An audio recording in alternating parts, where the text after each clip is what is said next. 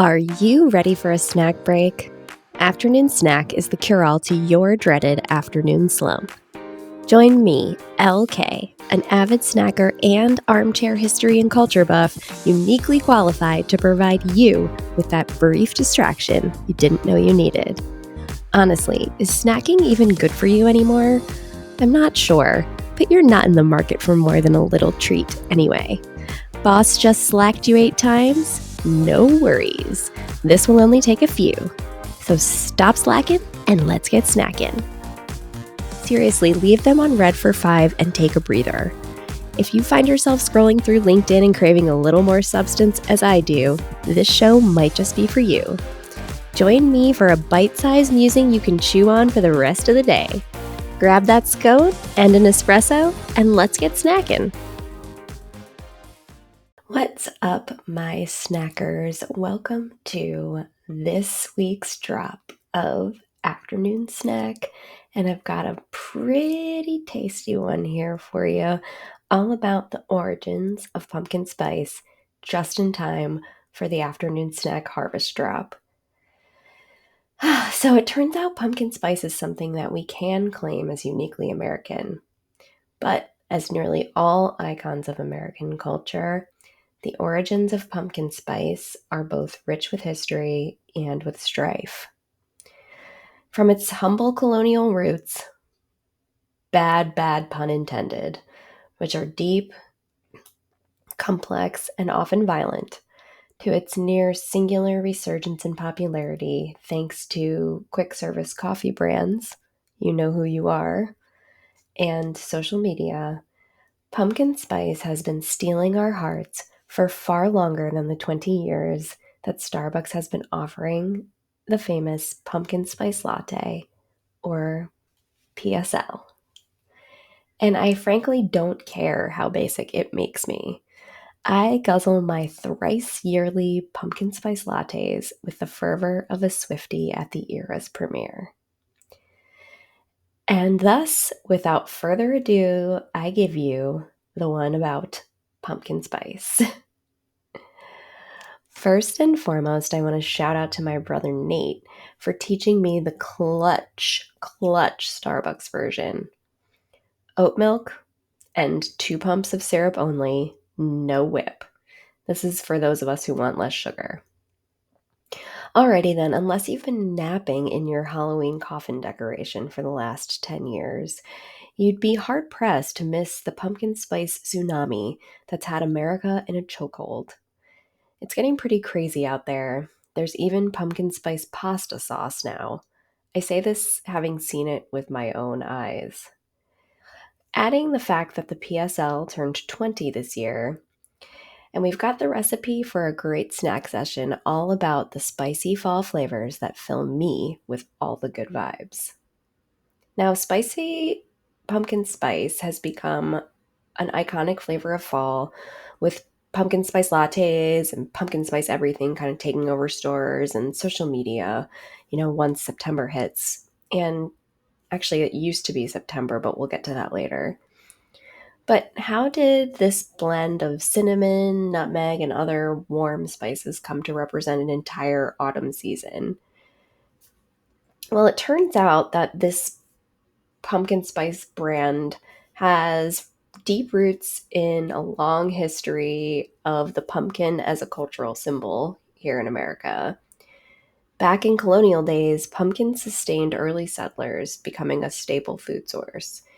But, industrial revolution, cities grow, and an agrarian lifestyle fades, and recedes. The pumpkin kind of took on a more nostalgic meaning, representing simpler times and perseverance through hardship. Now, poets and authors in the 1600s wrote fondly of this colonial relationship with the pumpkin, even referring to British Americans as pumpkinheads, cementing its status as an icon of the harvest season and Americanness. And while pumpkins never really caught on as an everyday food, they did remain an important part of American identity and culture. Now, trust me, there's definitely a major branding story here, because if we jump ahead to the era of lifestyle marketing, in which we're so engrossed at this point, pumpkin spice was ripe for fall domination. Now, who wouldn't cherish the ability to delight in pumpkin flavored nostalgia without baking an actual pie? And as we know, brands build an emotional connection between customers and products by tapping into the shared meaning of pumpkin as both a cultural touchstone and an olfactory delight. Because as we know, emotion is tied very strongly to smell, and memory is tied to smell. And that's one thing pumpkin spice has going for it. Now, Northeastern business professor Bruce Clark several years ago wrote about the pumpkin spice economy in referencing this very phenomenon. He says emotions are a powerful motivator for purchase. To the extent you're looking forward to the fall season, this is one reminder of that season, and buying the product reinforces those good feelings. So, for what it's worth, for those who remain unconvinced that brand is tied to emotion and all of that's tied to spending, I'll say it here definitively. Yes, we do pay more for our pumpkin spice lattes than for the regular latte. So much so is this pumpkin spice economy trend profitable that CBS reported last year that pumpkin spice foods cost up to 160% more than the regular versions. And boy, are we willing to fork it over for these vibes. So, yes, the pumpkin spice craze has been mocked as a basic fall trend, but it profitably endures because it represents our collective nostalgia for agrarian traditions and our identity as Americans. And I think sipping that pumpkin spice latte and feeling the fall season vibes for some reaffirms a sense of community each autumn time. I'll say that interestingly, after years and years of explosive growth, the pumpkin spice craze finally seems to be cooling off. In fact, recent data shows that sales of pumpkin spice lattes and other pumpkin flavored products are on the decline.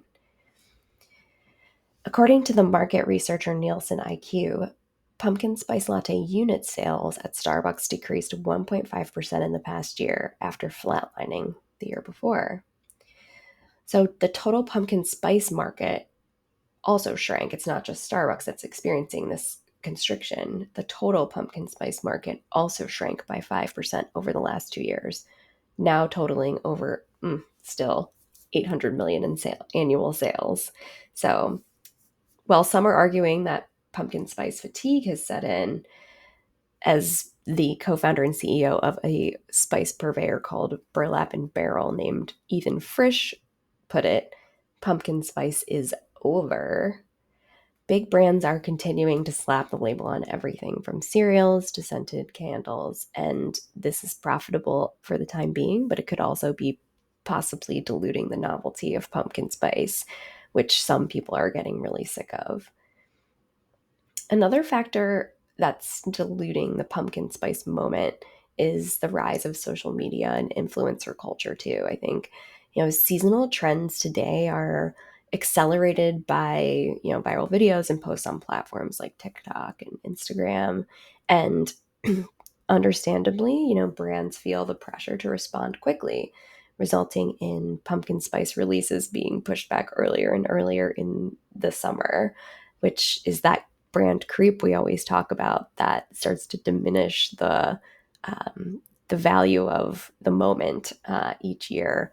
And that seasonal brand creep really does give me the spookies. How about you? But this year's PSL returned August 24th, 1 week earlier than last year and a full month before fall.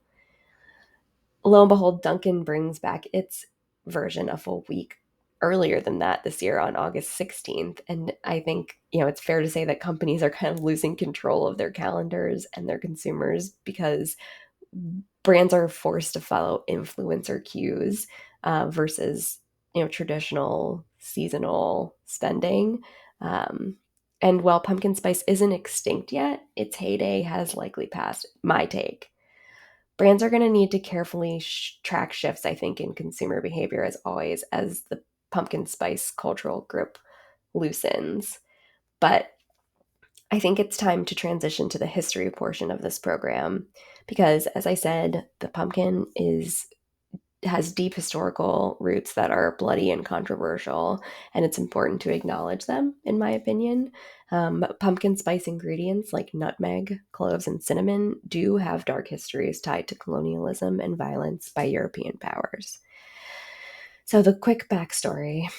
In the early 1600s, the Dutch conquered the Banda Islands, which is modern day Indonesia, and that was the sole source of nutmeg at the time. So thousands were killed, and the population was totally decimated in order to control the valuable spice trade. And, for years to come, the Dutch, Portuguese, and British fought bloody battles over the control of the clove and cinnamon trades as well. These spices were originally limited and expensive, but became more common through colonial plantations utilizing slave labor. Pumpkin spice ingredients entered American cuisine in the late 18th century as these spices became more widely available. Then, famously, McCormick and other companies started selling prepackaged pumpkin spice blends in the early 20th century. And while pumpkin spice is now really like a mainstream part of American culture, its history of colonialism and violence has largely been forgotten. I agree with food historian Sarah Wasberg Johnson, who said, "It's true that if we didn't consume food that hadn't been touched by slavery and indigenous displacement, we wouldn't be eating a lot of food. But whenever food enters the pop culture lexicon the way pumpkin spice has in the US, it's important to acknowledge how it reached us." That does it for the history part of the program, and I think we're just about ready to wrap up our afternoon snack. So let's hear it. Are you pro pumpkin spice? Or has the pumpkin spice ubiquity this time of year robbed you of any pleasure to be had from the warm spices and autumnal coziness? Weigh in, and please remember, this podcast is in beta. I really need your support and feedback to shape the course of the program and future episodes. To that end, I want to give a huge shout out to Tommy Zers, who's been weighing in by giving me a long list of topics he'd like to hear about. And that's what I want to hear from you all. That's my only call to action for you. Thanks for snacking with me today, and please look forward to more content as part of the afternoon snack harvest drop. Peace out.